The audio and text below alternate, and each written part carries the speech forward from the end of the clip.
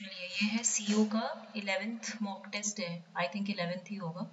चलिए क्वेश्चंस देखते हैं। पहला क्वेश्चन है ROM. ROM means read only memory. It is use to store table for multiplication of two unsigned integers. The size of the ROM required is 2 bit. 8 bit unsigned का मतलब क्या हुआ? अन का मतलब क्या होता है कि it is not having any negative sign, no negative sign, यही मतलब होता है ना अनसाइंड। तो साइज ऑफ रॉम पूछा है। देखिए 2 8 बिट अनसाइंड मल्टीप्लीकेशन अगर होगा, 2 8 बिट अनसाइंड मल्टीप्लीकेशन प्रोड्यूस, अगर 2 8 बिट है, ये 2, मैं इसको ऐसे लिख देती हूँ, 2 8 bit unsigned multiplication produce 16 bit integer, 16 bit integer. तो यानी कि हमें अगर स्टोर करना है टू स्टोर 16 बिट, अगर हमें 16 बिट को स्टोर करना होगा, then it requires 2 to the power n, that is 2 to the power 16 bit memory। ठीक है, n is the number of bits। अब आप देख लीजिए 2 to the power 4 into 2 to the power 2 to the power 4 into 2 to the power 4, ये इतना हो जाएगा। और अगर मैं इसको फिर से 2 to the, इसको मैं ऐसे लिख सकती हूँ और इसको भी मैं ऐसे ब्रेक कर सकती हूँ, 2 to the power 4। तो आप देखिए 8 और ये कितना होगा, ये होगा 2 to the power 8 into 2 to the power 8, powers are added. ठीक है, तो ये जब आप करेंगे इसको तो कितना होगा, 2 2 जा 4, 2 जा 8, 2 जा 16, ये हो जाएगा आपका 16 इंटू 16, और ये भी कितना होगा 16 इंटू 16, यही होगा ना। और फिर इसमें ये कह रहा है 16 बिट आपका जो है इंटीजर भी है, तो इसीलिए यहाँ पे 16 भी मल्टीप्लाई होगा, क्योंकि 16 बिट इंटीजर है और 2 8 बिट कह रहा है ना, 2 8 बिट, तो यहाँ पे 16 भी हो जाएगा। तो ये होगा आपका 256 इंटू 256 इंटू 16, तो ये वैल्यू कितनी हो जाएगी आप देखिए। अगर मैं इसको देखूं 2 to the power 8 into 2 to the power 8, ठीक है, into 2 to the power 4, so it will be around 2 to the power 16 into 2 to the power 4। 2 to the power 16 कितना होता है 64 किलोबाइट्स, और ये हो जाएगा 16 बिट। तो इसका जो आंसर होगा वो क्या आएगा, इतना। देखिए इस क्वेश्चन में द साइज ऑफ रॉम पूछा है और 2 8 बिट गिवन है। हमें गिवन क्या है 2 8 बिट। जब हमें 2 8 बिट दिया है तो क्या मैं इसको देखिए 2 8 बिट का मतलब क्या हुआ कि 2 to the power 8 into 2 to the power 8, ठीक है, और ये क्या प्रोड्यूस करेगा 16 बिट इंटीजर प्रोड्यूस करेगा।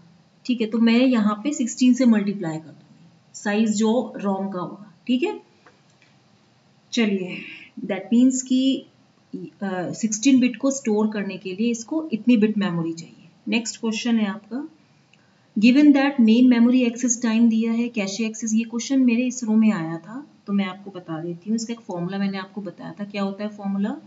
इसने क्या पूछा, हिट रेशियो पूछ रहा है, दैट मीन्स एच पूछ रहा है। हमें क्या दिया है, मेमोरी एक्सेस टाइम दिया है। ठीक है, तो इसमें आप देखिए कि फॉर्मूला क्या था इसका, T average is equal to H C plus 1 minus H of N, यही था। अब आप देखिए जो h है it is inversely proportional to 1 upon T of average. h क्या है, h is the hit ratio of cache memory, of cache memory. c क्या है, c is the time to access the information in cache memory.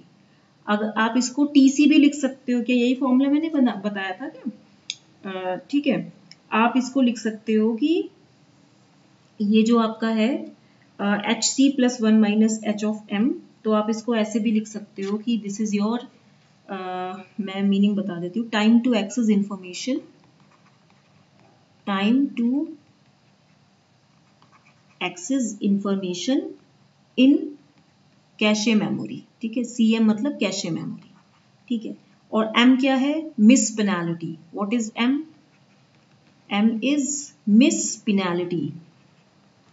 That means main memory access time, आप कह सकते हो main memory access time प्लस आप कह सकते हो इसमें cache memory access time, cache memory access time. ठीक है, मैं इसको ऐसे डिनोट करती हूँ। तो एवरेज मेमोरी एक्सेस टाइम किसी भी कंप्यूटर सिस्टम का अगर मैं बताऊं तो वो कैसे हो जाएगा? जो एवरेज यहाँ पे जो क्वेश्चन है, हाँ जी, जो average memory access time of a computer system it can be improved by the use of cache only. ठीक है, अब आप इसमें देखिए, इसकी वैल्यूज आप रखिए, आपके पास क्या क्या दिया है। Main memory access time that is जो M दिया है वो आपको दिया है 1200 नैनो सेकेंड्स। ठीक है, और जो आपको कैशे मेमोरी एक्सेस टाइम दिया है वो कितना दिया है? Cache memory access time that is C जो दिया है वो आपको दिया है 100 नैनो सेकेंड्स। आपको दिया है the average memory access time is not to exceed 120 nanoseconds. That means जो आपका T एवरेज है वो 120 नैनो सेकेंड्स है। ठीक है, तो आप खुद देखिए कि इसकी वैल्यू कितनी हो जाएगी। 120 is equal to how much? It will be, फॉर्मूले में रखिए h into 100 plus 1 minus h into M कितना दिया है? 1200। इसकी वैल्यू आप हो जाएगी 100h प्लस 1200 माइनस 1200h। ठीक है, विच इम्प्लाइज मैं ऐसे भी लिख सकती हूँ इसको कि देखिए h ये हो जाएगा आपका 1100h is equal to 1200 minus 120। तो 1100h is equal to how much? It will come out to be 80। देखिए 120 है ना, तो 0 8 और 1, हाँ तो 1080। तो h near equal to 1080 divided by 1100 होगा। अब जरा 108 को देखिए, अब क्योंकि जगह नहीं है तो मैं यहाँ से बता देती हूँ कि अगर मैं 1080 डिवाइड बाय 1100 कहूँगी तो मेरे पास कितना हो जाएगा? देखिए 108 110। अभी तो ज़्यादा है तो यहाँ पे आप ऐसे रखिए, अभी 9 से ही तो जाएगा ये, तो कितना हो जाएगा? समथिंग 0 और इधर 9 और इधर 0 और ठीक है, तो ये कुछ इतना हो गया। अगेन यहाँ पे 0 रखिए तो ये कुछ 8, हाँ तो ये कुछ 98% के करीब आएगा। तो आपका आंसर आएगा बी ऑप्शन। आपको समझ में आया? ये क्वेश्चन जब मैं इसरो का एग्जाम दे रही थी 2000 आई थिंक 16 में था, 2016, 4 साल पहले 5 साल पहले ये क्वेश्चन आया था। नेक्स्ट है पाइपलाइन ALU, ये मैच द फॉलोइंग है। देखिए इसमें मैं आपको पहले बता दूं पाइपलाइनिंग क्या होती है, मैंने आपको बताया भी था। ALU is the arithmetic logic unit. Pipeline structure क्या होता है? देखिए पाइपलाइन का मतलब होता है कि it is a technique that multiple instructions are overlapped during execution. मैंने आपको बताया था कि मल्टीपल मेनी इंस्ट्रक्शंस जो होती हैं वो एग्जीक्यूशन के वक्त क्या होता है? ओवरलैप करने लग जाती हैं। ठीक है, ये storing and executing of instructions का काम करता है इन सीक्वेंशियल मैनर।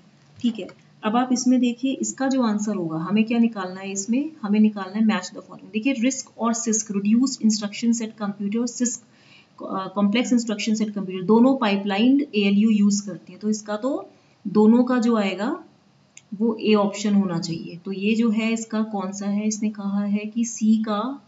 देखिए separate data instruction caches, RISC and CISC both use pipelined ALU. RISC and CISC both support simple compiler to use. दोनों सिंपल कंपाइलर भी यूज करते हैं। देखिए दोनों सिंपल कंपाइलर भी यूज करते हैं। ठीक है, आप यहाँ पे लिख सकते हैं पाइपलाइंड ALU भी यूज करते हैं। ठीक है, और आप कह सकते हैं कि केवल सिस्क जो होता है इसके सेपरेट डेटा इंस्ट्रक्शन कैशेज होते हैं, लेकिन रिस्क जो होता है इट टेक्स लेसर साइकिल्स पर इंस्ट्रक्शन। इसका जो राइट आंसर है वो होगा C। देखिए A का 3, दैट मीन्स हाँ पाइपलाइंड ALU में आपका देखिए mixed risk and six use होता है। फिर आपका सिस्क है, सिस्क में भी आपका जो ये है बी का भी आपका 3, एक मिनट रुकिए क्या है, थोड़ा कंफ्यूजन है। बी का भी 3 है। सिंपलर कंपाइलर, इसमें भी 3 ही यूज हुआ है क्योंकि सिंपलर कंपाइलर दोनों रिस्क और सिस्क दोनों यूज करते हैं। फिर सेपरेट डेटा इंस्ट्रक्शन कैशे, यानी कि केवल सिस्क ही यूज करता है। दैट मीन्स यहाँ पे 2 आएगा, तो ये 2 होगा और D का 1 होगा। दैट मीन्स जो आपका रिस्क है इसमें लेसर साइकिल इंस्ट्रक्शंस होता है। That means reduced instruction set computer का मतलब लेसर एड्रेसिंग मोड्स भी होते हैं, लेस नंबर ऑफ इंस्ट्रक्शंस भी होते हैं, तो इसका ये होगा। नेक्स्ट है विंड टनल सिमुलेशन या रियल टाइम वीडियो व्यूइंग। तो कंप्यूटर जो होता है it is used for which purpose. देखिए इस केस में जो आपका कंप्यूटर है, it is used for wind tunnel simulation, केवल इसी के लिए यूज होता है। यानी कि आप कह सकते हैं कि for real time video viewing, अगर मुझे ये देखना है, रियल टाइम का मतलब क्या होता है, जो सजीव पिक्चरें होती हैं, इसके लिए हम एक स्पेशल पर्पस हार्डवेयर यूज करते हैं। इसमें एक स्पेशल पर्पस हार्डवेयर यूज होता है विद कंप्यूटर, ठीक है। तो यहाँ पे जो कंप्यूटर होता है it is used for wind tunnel simulation, ये एक सिमुलेशन होता है। It is a type of simulation आप करते हैं ना बिना जब आपके पूरे रिजल्ट्स आ जाते हैं तो रिजल्ट्स के पहले आप सिमुलेशन करते हैं ना, मतलब उसमें आप रीडिंग्स डालते हैं, हर एक चीज़ की मेजरमेंट वैल्यूज डालते हैं, फिर इसको सिमुलेट करा के ग्राफ चेक करते हैं। तो ये तो हम एक कंप्यूटर में यूज कर सकते हैं, लेकिन रियल टाइम के लिए हमें एक स्पेशल पर्पस चाहिए। नेक्स्ट है when you turn on your PC, a personal computer, process called power on self test जो होता है ये आपका एम्प्लॉयड होता है। ये तो ट्रू है, ठीक है, कि जो ये आपका है पोस्ट हम इसमें यूज करते हैं। नेक्स्ट इसका रीजन क्या है, the electrical signal restores left over data from the chip's internal memory register. देखिए ये दोनों सही है। जब आप पीसी को टर्न करते हो तो मैंने आपको बताया भी था कि इसमें पावर ऑन सेल्फ टेस्ट होता है, और रीजन सही है क्योंकि जो इलेक्ट्रिकल सिग्नल होता है वो उसके अंदर कैपेबिलिटी है कि ये जो लेफ्ट ओवर डेटा, जो डेटा बचा हुआ है उसको रिस्टोर करता है from the chip's internal memory register. इसीलिए इसका जो होगा ए ऑप्शन बिल्कुल करेक्ट ऑप्शन होगा, ठीक है। अच्छा नेक्स्ट देखिए when ever the PC is turned on, ये आपका जैसे घर में भी अब तक खैर सबके पास लैपटॉप्स हैं, पीसीज पाम लैपटॉप्स है, जब आपका ये पीसी आप ऑन करते हो, ठीक है, तो क्या होता है फ्रॉम चिप्स इंटरनल मेमोरी, मतलब जो चिप होता है इसकी जो इंटरनल मेमोरी से जब आप क्या करते हो पीसी को ऑन करते हो तो यहाँ पे रजिस्टर्स बायस जो होते हैं वो स्टोर्ड हो जाते हैं, which is the part of post programming. तो आफ्टर देन इसके बाद ही बूटिंग होती है, बूटिंग मतलब स्टार्टिंग और रीस्टार्टिंग, ठीक है। Whenever your computer you are going to switch it on from the chip's internal memory registers are restored, chip की इंटरनल मेमोरी से जब आप करते हो तो जो बायस होता है बेस इनपुट आउटपुट सिस्टम ये आपका रीस्टोर होता है, ठीक है। नेक्स्ट क्वेश्चन है among memory types the abbreviation MPDRAM stands for. देखिए ये इसका जो राइट आंसर होगा वो होगा multiport dynamic. It is neither multipoint disk भी नहीं है, मल्टीपोर्ट डायमेंशनल भी नहीं है, it is multiport dynamic random access memory, ठीक है। नेक्स्ट क्वेश्चन है आपका A memory system has a total of 8 memory chips, each with 12 address lines and 4 data lines. Size of the memory system is, देखिए हर एक chip की each chip has 12 address lines and 4 data lines. That would mean क्या होगा, जो इसका size of the memory system होगा वो होगा 2 to the power 12 जो address lines है into 4 data lines है, ये क्या है address lines है, ठीक है, और ये आपकी data lines है, ठीक है। और इसने बोला है 8 मेमोरी चिप्स हैं, there are total of 8 memory chips, तो यहाँ पे हम 8 मल्टीप्लाई कर देंगे। आंसर में क्या आएगा, आपका आंसर आएगा जब इसको आप सॉल्व करेंगे तो it will come out to be as 2 cube 212 into 2 4। Solve कीजिए 15 प्लस 4 नहीं, इसका जब आप आंसर तय करेंगे तो हम इसको कैसे लिख सकते हैं, हम इसको ऐसे भी लिख सकते हैं ना, तो ये हो जाएगा 8 इंटू 2 टू दी पावर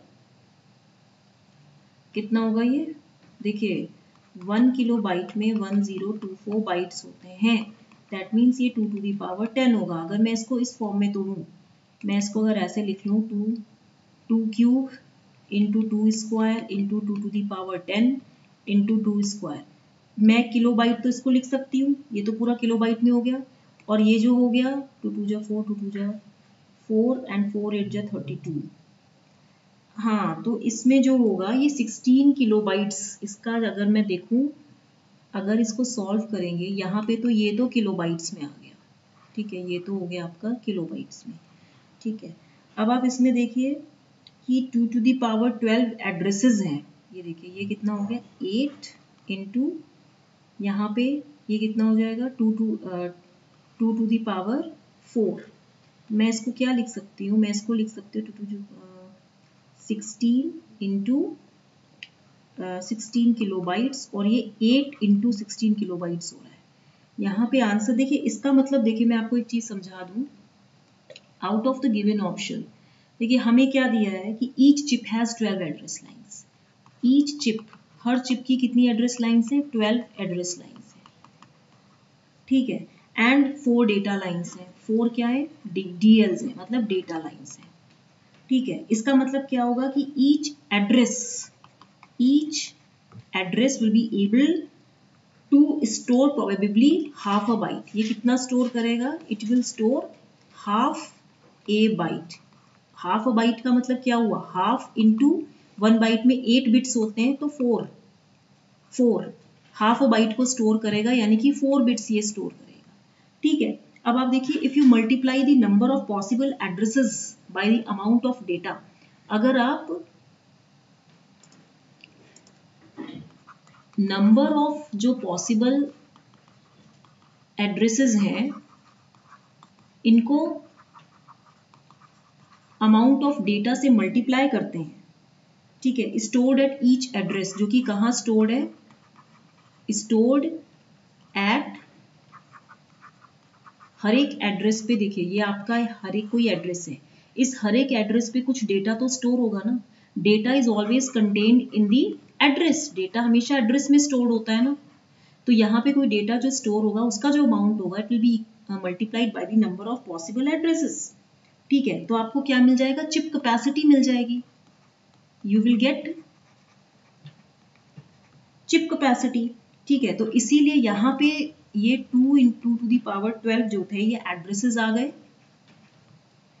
ठीक है, इंटू यहाँ पे आप देख लीजिए हाफ अ बाइट ऑफ, आप कह सकते हैं कि हाफ ए बाइट पर एड्रेस, हर एक एड्रेस में हाफ ए बाइट आएगा, मतलब 4 बिट्स होंगे।